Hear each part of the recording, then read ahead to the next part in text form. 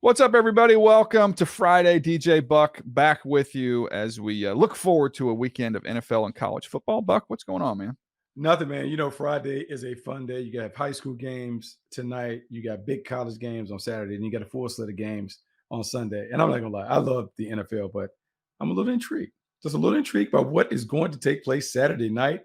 DJ, we love watching Pac-12 After Dark, and I think we got served up a tasty little appetizer, a tasty little treat that we didn't expect. Colorado taking on Colorado State. It was kind of a ho-hum game. Yeah, we'll tune in because of Coach Prime. But I guess Colorado State head coach Jay Norvell decided. Yeah, this is yesterday. Did you see this? Yesterday was a little bit of a stir the pot moment. I think he wanted to stir the pot to make sure he had more eyeballs on this game, and I don't know why. Can we just jump to this? I know we have other business to take care of. We're going to get to a new segment we're doing on Fridays where Bucky's going to take kind of a word. A discipline is going to be the word of choice today. We're going to take a different kind of leadership coaching session that we're going to do. Buck has been a successful high school coach. Everybody knows about his playing career, but we're going to tap into that a little bit and give you guys some good stuff there. We'll get to that in a minute. We'll get to the NFL stuff as well. But can we start here? Yesterday, Jay Norvell. I'll make sure is it Mike or Jay? Which one's at Florida State? Which one's at Mike Norvell's at Florida State. Jay Norvell is at Are they related, by the way? I don't think so. No. I don't think so. Okay, I did not know. Anyways, so Norvell comes out and by the way, it's on video. It wasn't just like I thought it was just like a local the coach's corner type show that every college coach has to do. But he comes in this interview, which is being recorded, Buck. And he said, he said, I don't care if this makes its way over to Boulder, which he knew it was going to make its way to Boulder. They play Colorado State this week. He said, all I know is when I go to talk to a adult, was that what he said? When I go talk to adult, I was taught to take off my hat and my glasses. Yeah, and my glasses. And obviously he's talking about Deion, about Coach Prime, and how he does press conferences and interviews with his sunglasses on, a lot of times his hood and a hat, whatever. But this went from a game that, even though College Game Day is there, Big Noon Kickoff is there, it's kind of a cruddy weekend of games. There's not a lot of exciting games. And you're sitting here going, Colorado State, he's kind of a yawner. I mean, maybe this thing's getting kind of old. I mean, Deion, let's just get to Oregon and USC, who they play the next 2 weeks, and we're going to learn something here. All of a sudden now it's like, well, I'm in. I'll tune in, see what this looks like.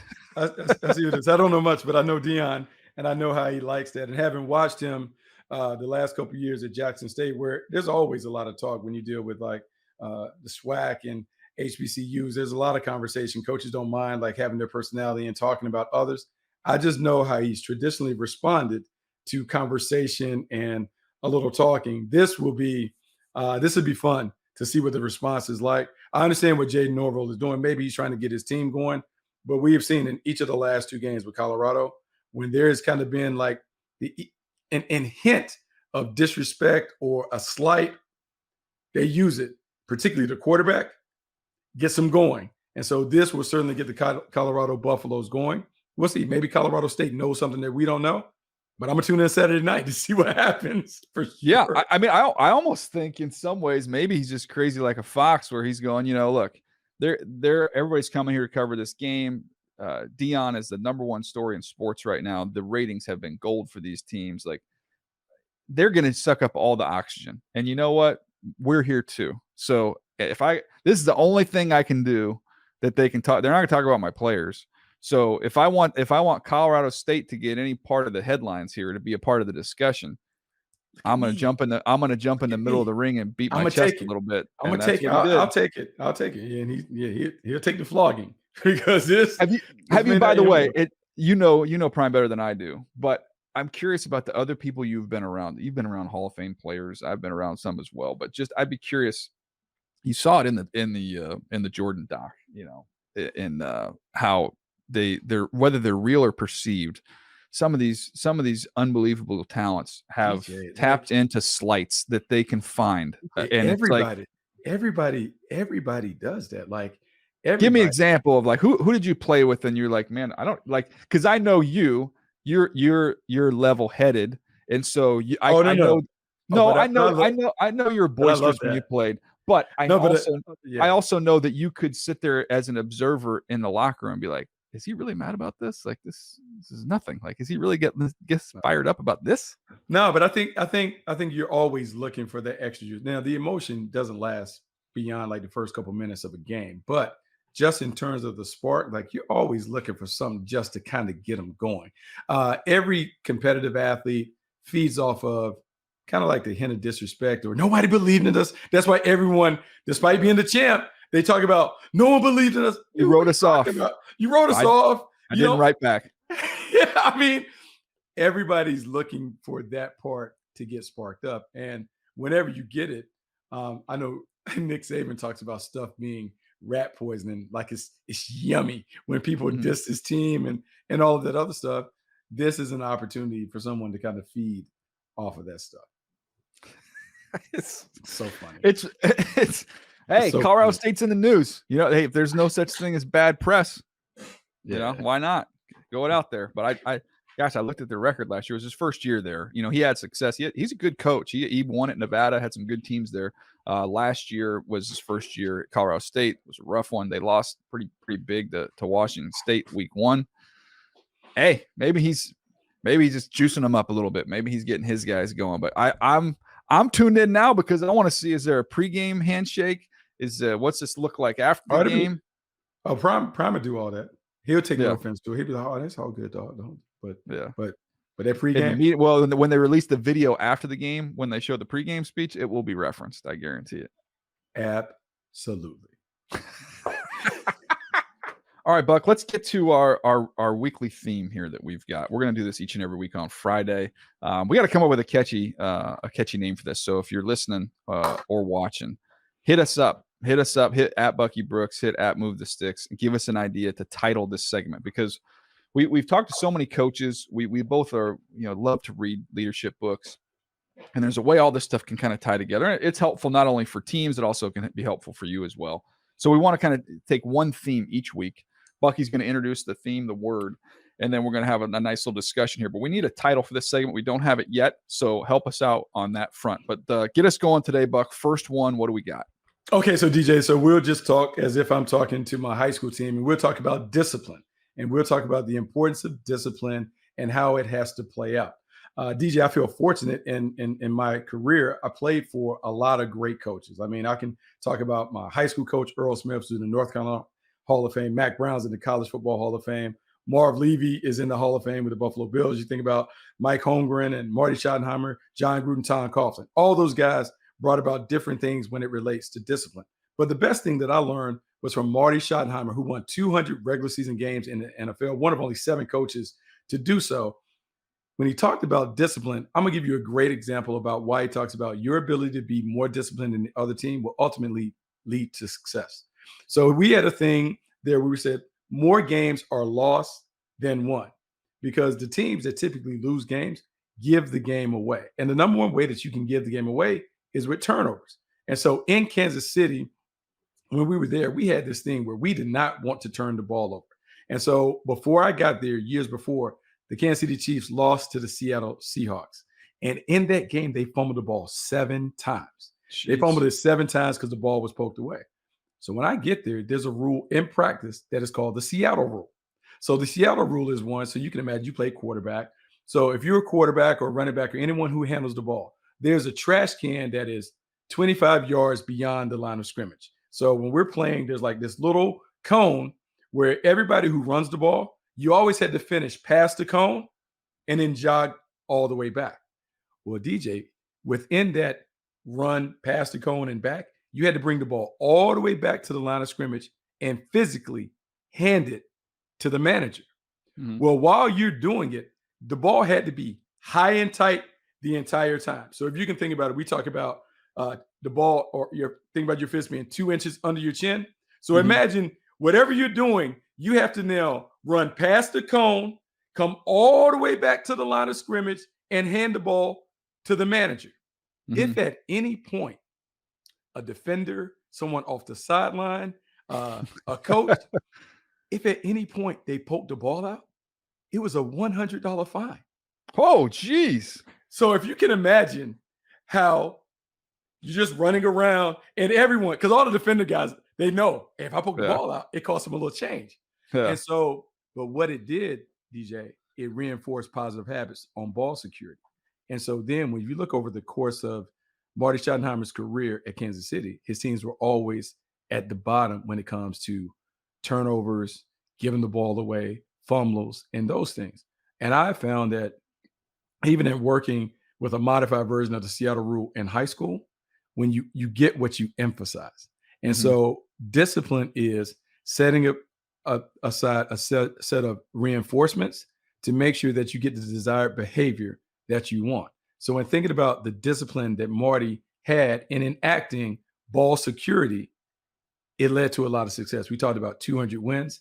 If turnovers are the number one determining factor or deciding factor in who wins or loses, he decided to take the thing that ultimately leads to wins and losses in the league. He emphasized it. And because he emphasized it and put in practice protocols to reinforce it, he was able to win because his guys knew they understood the importance of taking care of the football. To me, that's discipline. You know what you're expected to do, you do what is expected. And because you do as expected, you're ultimately rewarded. So this is so good, and this is why I love this, and we're gonna do this each and every week because I'm just writing down what you're saying, and I'm just preparing my own notes here.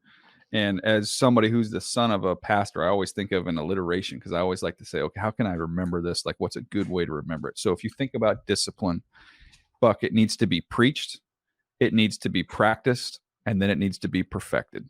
Like that is the order. You better be preaching it, you better be emphasizing it. That's coming from above. That's what you got to do. Then you better be doing it, you better be practicing it, you better be doing it on a daily basis.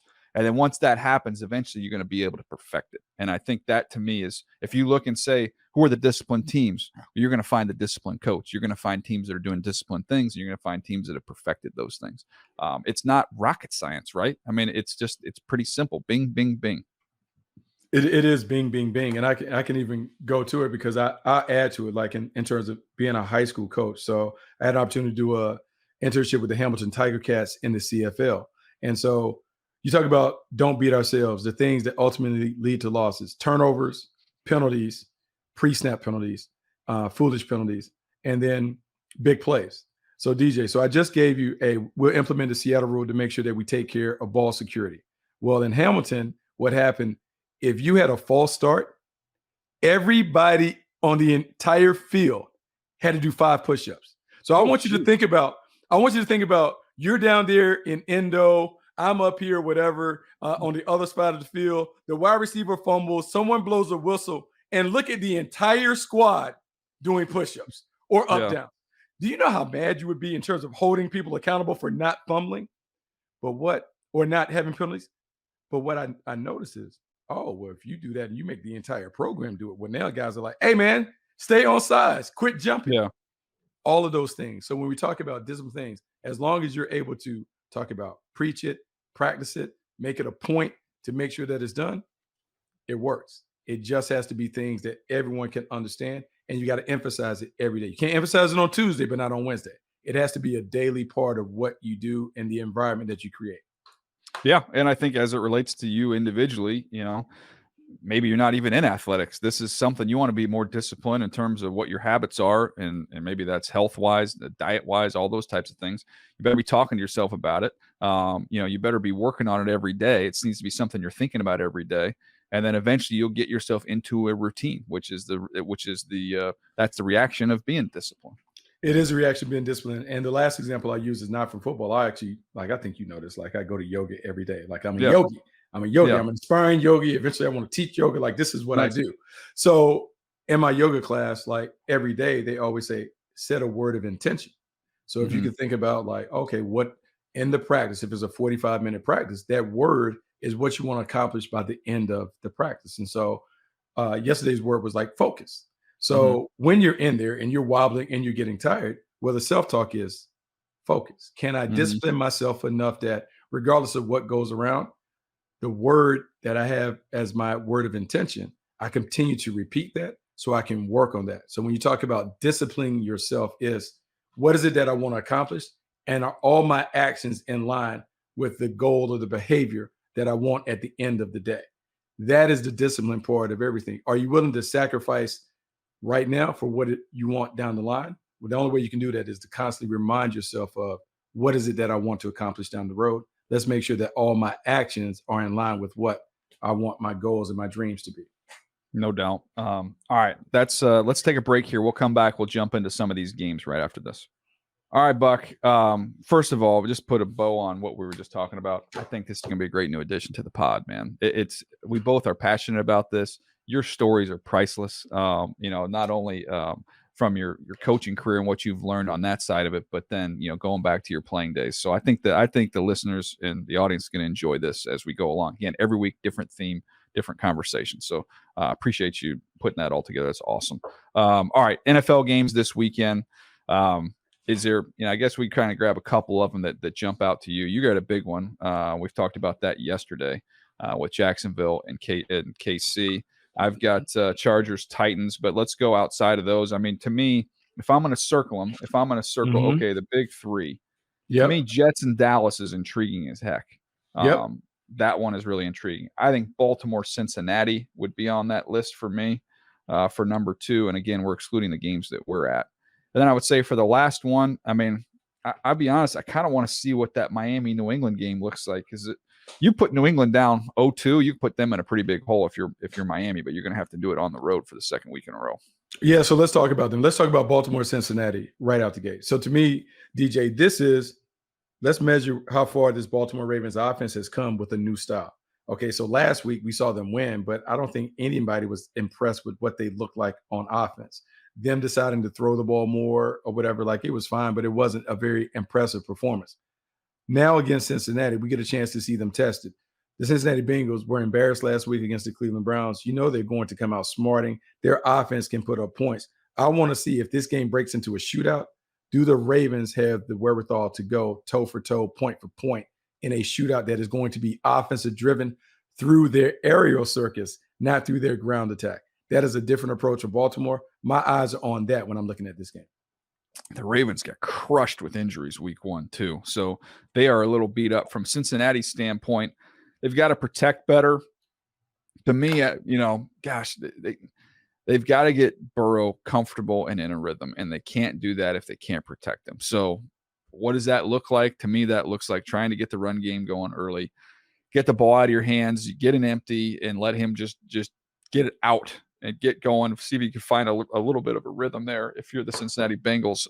But, man, you're at home. You've got a beat-up Baltimore team coming into town. You have to win that game. You do not want to drop to 0-2 if you're the Cincinnati Bengals. All right, 2 teams coming off wins. Impressive wins for different reasons. The Dallas Cowboys, they're taking on the Jets at home. It looks like, man, that the expectation, to use that word, is that Dallas should hammer the Jets. I don't see that happening. How about you? I don't see that happening either. I think this is one where everyone, and look, overreactions normally happen after the first week. Everyone is, the sky's falling, this and that.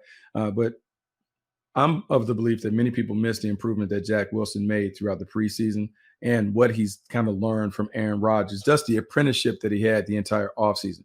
I'm not saying that he is going to light it up and be an MVP caliber player, but even in looking at him play against Buffalo Bills when he got thrown in, he was a much different player, more willing to throw the ball to the backs, more willing to kind of work through his possessions. Yes, he had an interception that was bad, but he's going to have some of that because he's a young player. Their ability to run the football, Dalvin Cook and Breece Hall. I'm going to be honest with you, DJ.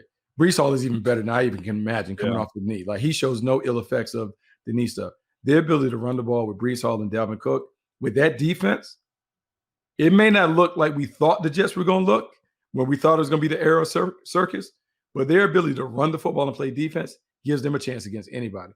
Dallas needs to be careful because this is the perfect trap game for the Cowboys. Coming off that big win against the Giants, they could feel good about themselves and get seduced into a game where, like, it's a rock'em sock'em robot type game, and they may not be able to get it. I mean, Dallas was dominant against the Giants. Their front was dominant. But if you're going to say, how do you slow down a front? Well, I would give you 2 examples. Number 1 is you run the ball. Number 2, you screen. And you saw with Nathaniel Hackett, that was what he wanted to do and what he did when Zach Wilson got in the game. They ran the heck out of it, and they hit you with some screens. And they can hit you with a variety of screens because they got 2-3 tight ends out there. There's times they got 2 backs out there. There's a lot of different dudes you got to worry about in the screen game. So to me, it's one of those ones. And you were around, I was around Andy Reid. You were around Mike Holmgren. Some of these, two of the better screen guys in Screen game. NFL history. And there's a million of them. If you think, oh, how many screens? There's a million different types of screens you can run. A million different ways, and it's not only the screen game. Because here's what I want everyone to understand: when we talk about the backs, most of the time when we talk about running backs, we talk about one guy's a runner, the other guy's a receiver. Brees Hall and Dalvin Cook, they're interchangeable. Both of these guys are weapons, not only as runners but as receivers, and beyond the screen game. So I talked about this maybe on a radio show or whatever. I was like, just imagine if you want to make the game easy for Zach Wilson, you can put one of those running backs on the same side with Garrett Wilson in the backside of 3-by-1. And we can say, Zach, pick the open guy. I got Dalvin Cook on a choice route. I got to come back behind it with Garrett Wilson. You either double team the running back and I'm throwing isolation routes or whatever. They can create problems. And I will say, Nathaniel Hackett, ignore what you saw with Russell Wilson. I'm thinking about the Nathaniel Hackett that I saw work with Blake Bortles that helped Blake Bortles and the Jaguars get to the AFC Championship game. If he's able to dig into some of that to mask some of the deficiencies that the quarterback has, this could be a tough game for the Dallas Cowboys. Let me throw this one out to you on the Jets.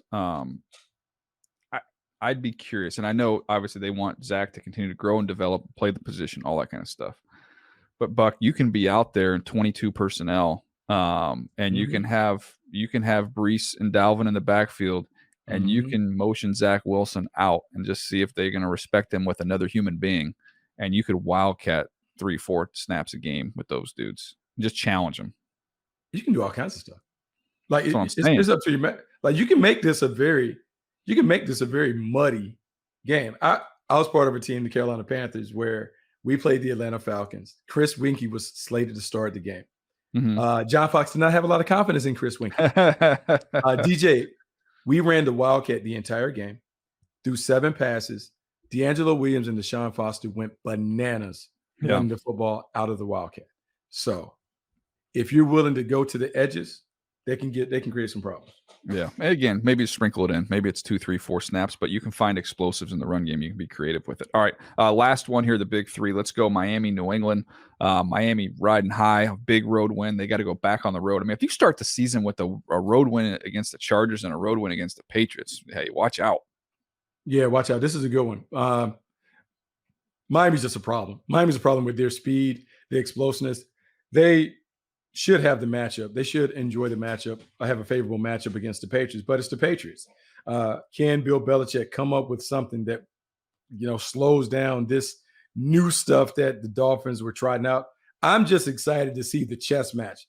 We know that Bill Belichick is one of the best tacticians and strategists that we'll find. But Mike McDaniel certainly earned a lot of praise for his ability to kind of work with the pen on the chalkboard. This should be a fun one to watch.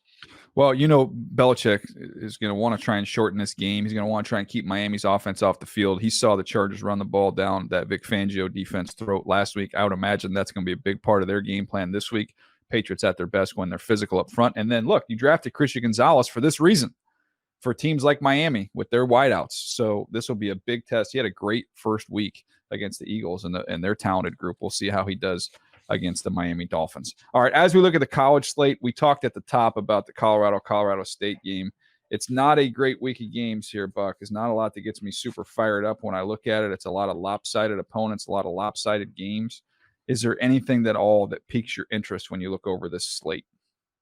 The only game that will slightly pique my interest will be the game with Georgia versus South Carolina, only because South Carolina sometimes can be tricky. In the SEC, we know that Georgia is a heavy favorite, but South Carolina has played well. We've seen them take down a couple of teams, but if they haven't fixed that offensive line, the offensive line that played against North Carolina, they may get absolutely trounced against the Georgia Bulldog. But to me, I just want to see Georgia. I haven't had a chance to really take a look at them. I'm going to check that game out. I want to see what the Bulldogs look like as they try and three-peat. Yeah, I would just add, Penn State, Illinois. Illinois's got some good pieces on defense. So Penn State is loaded. Their roster, nobody's talked about them. It's been Michigan and is Ohio State in the quarterback situation. How does that work out? Don't forget about Penn State now. They're number 7 in the country. I think that might be. I think Klatt. I was talking to him the other day. I think he might be at that game. But Penn State's got big-time offensive line play. They've got backs. They've got a quarterback who's big and physical, can make every throw. They've got dudes, and they've got all three levels of the defense. They've got athletes. So they're kind of a team I feel like is, look, Deion's taking all the attention from college football at this point in time. But I feel like of those contenders that are mentioned, I feel like Penn State doesn't get their due. So I'm going to peek at them a little bit, see what they look like. Yeah, it should be a fun. Really excited to see what Penn State looks like because their team, people talked about who could get in the hunt and kind of emerge as a title contender. Penn State's definitely squarely in that mix. All right. That's going to do it for us today. This was a fun one. Again, a little bit quicker on these Thursday, Friday pods, but hope you guys enjoy them. We will be back on Monday. 5 new episodes coming your way next week. So be on the lookout for that. We'll see you next time right here on Move the Sticks.